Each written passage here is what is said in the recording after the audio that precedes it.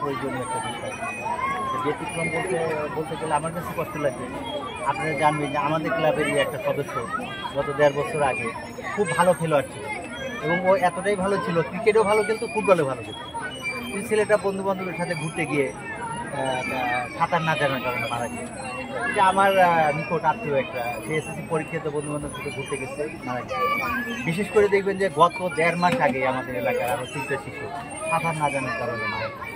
আপনি লেখাপড়া দিলেন, সম্পদ দিলেন, সকল কিছু দিলেন, কিন্তু সাঁতার শিখালেন। যত সম্পদশালী হোক, একটা সময় সাঁতার না জানার কারণে বন্ধুবান্ধবের সাথে ঘুরতে গিয়ে যদি সে মারা যায়, এই শিক্ষাই সে কি কাজে আসে। অন্তত লাইফটাকে নিরাপদ করার জন্য আমাদের জননেতা জনাব মোহাম্মদ সাইজুদ্দিন আহমেদ, উনিও খুব জোরালোভাবেই আরও বড় পরিসরেই চেষ্টা করেছিলেন। কিন্তু আমরা এখানে প্রাথমিকভাবে সাঁতারটা শিখিয়ে বাচ্চাদের হাত পা হলেই আমাদের পাশে অনেক বড় একটা পুকুর আছে, যদি পুকুরের গভীরতাটা বেশি, যে কারণে আমরা এখানে শিখিয়ে ওই পুকুরে নিয়ে তাদের পূর্ণাঙ্গ সাঁতার শিখিয়ে আমরা শিখি।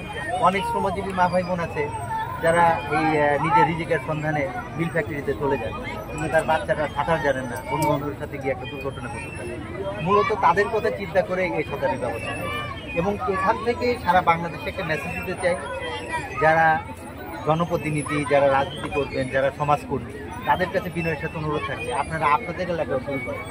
অন্ততপক্ষে যে বাচ্চারা সাঁতার জানে না, তাদের সাঁতার শিখিয়ে অন্ততপক্ষে তাদের লাইফটা নিরাপদ করার অনুরোধ জানাচ্ছি। এখানে কতগুলো শিশু সাঁতার কাটতে পারবে একদিনে?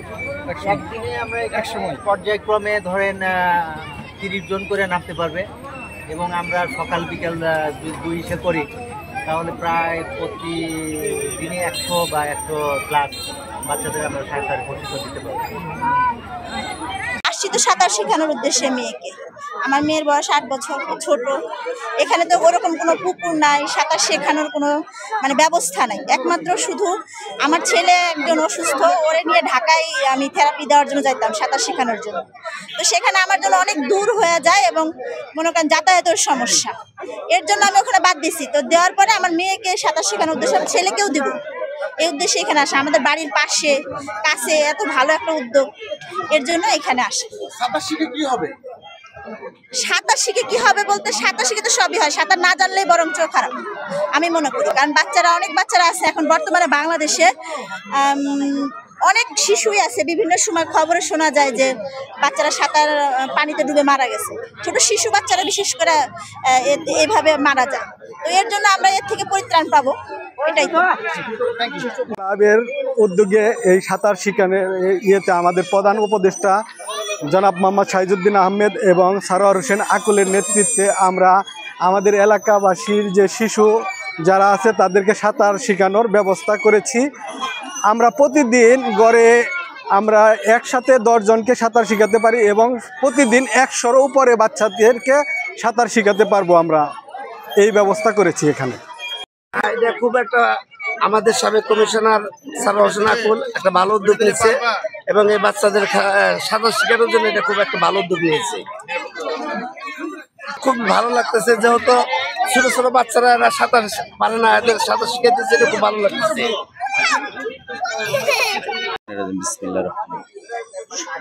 সর্বপ্রথম কৃতজ্ঞতা জানাই আমাদের কালিয়াকৈরের মা মাটি মানুষের নেতা জননেতা জনাব সাইজুদ্দিন আহমেদকে। সেই সাথে ধন্যবাদ জানাই আমাদের পূর্বচন্দ্রা স্পোর্টিং ক্লাবের উপদেষ্টা সারোয়ার হোসেন আকুল ভাইকে, যে আমাদের এলাকায় এরকম একটা উদ্যোগ নেওয়ার জন্য। সবাই জানেন যে সাঁতার না জানার কারণে কিছুদিন আগেও 3টা ছেলে মারা গেছে, আপনার হলো কালিয়াদর বিলে, মকশ বিলে, আর কালিয়াকৈরে মারা গেছে আরও 2 জন ছেলে। এই জন্য জননেতা সাইজুদ্দিন মামা ওনার বিবেকে লাগছে, উনি উদ্যোগ নিচ্ছে, সারোয়ার হোসেন আকুল ভাইকে ডেকে বলছে তুমি একটা সাঁতার শেখানোর ব্যবস্থা করো।